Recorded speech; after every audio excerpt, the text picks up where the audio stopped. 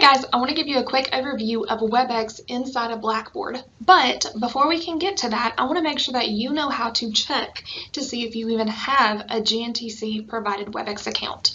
So before we get too far inside of Blackboard, go ahead and open up a brand new tab in your internet browser and go to GNTC.WebEx.com. From here, you're going to see a sign in button on the far right side. We're going to click that sign in button and you're going to enter your GNTC provided email address. Every single GNTC employee should have a WebEx account. The thing is though, you may never have used this WebEx account before or finished setting it up. So when you hit sign in, you may be prompted to complete the setting up process. You may be asked to give it a password and verify it via your email, and the traditional things that happen when you set up a brand new account. If you are prompted to do so, please finish the setup process. If, like me, you're asked for a password, that means you have used this account before, you have set it up. This is going to be a password that is different from your Okta and your Blackboard and your email password. It is a unique password that is just for WebEx. If you know it, type it in. If you do not know it, come right down here to Forgot Password, click it, and you'll be sent an email to where you can, set up a new one. Perfectly fine. All right. Again, this is a different password than your Okta would. All right, if you are successfully able to sign in and you see a screen like this, then you are ready to go and we can go back to Blackboard. If you reach this step, or you're not able to reach this step rather, and you cannot get signed into WebEx, then you really need to stop here and let's resolve this issue. Contact myself, contact IT, and let's figure out why you cannot get into WebEx. Because if you can't get into WebEx, you really don't need to continue on in Blackboard.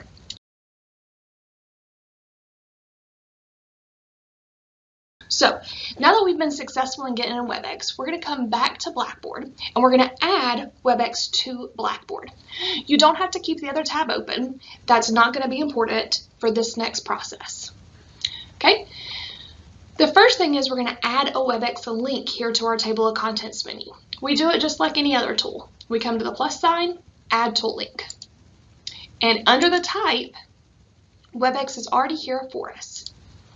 We always name tools the same as their type, so WebEx is its name. And if you're doing this in a current class and you do not want students to see it, then don't check the box. But if you're doing it in your playground course or you're doing it in a future course where you do want it available to students, then by all means, check that it's available to users.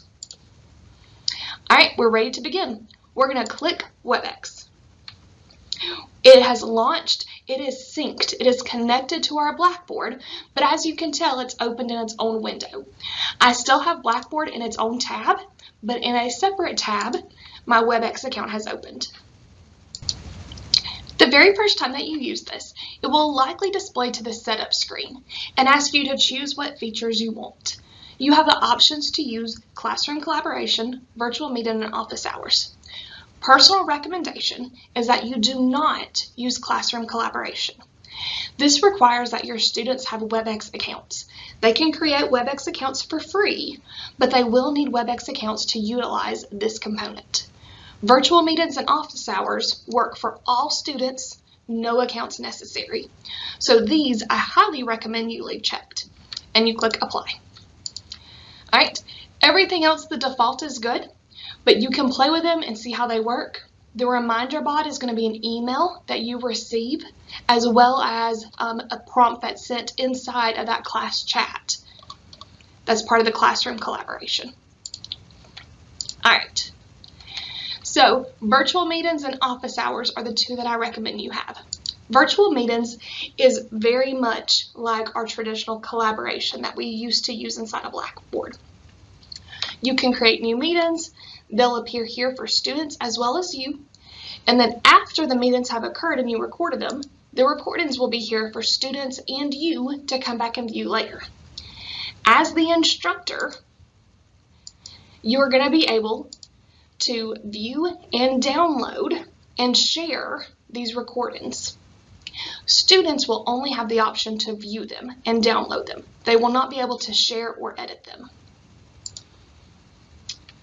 Your office hours is a tool that you can use to make yourself available to your students. You can set what day of the week and what times on those days that you are available for students to schedule appointments with you.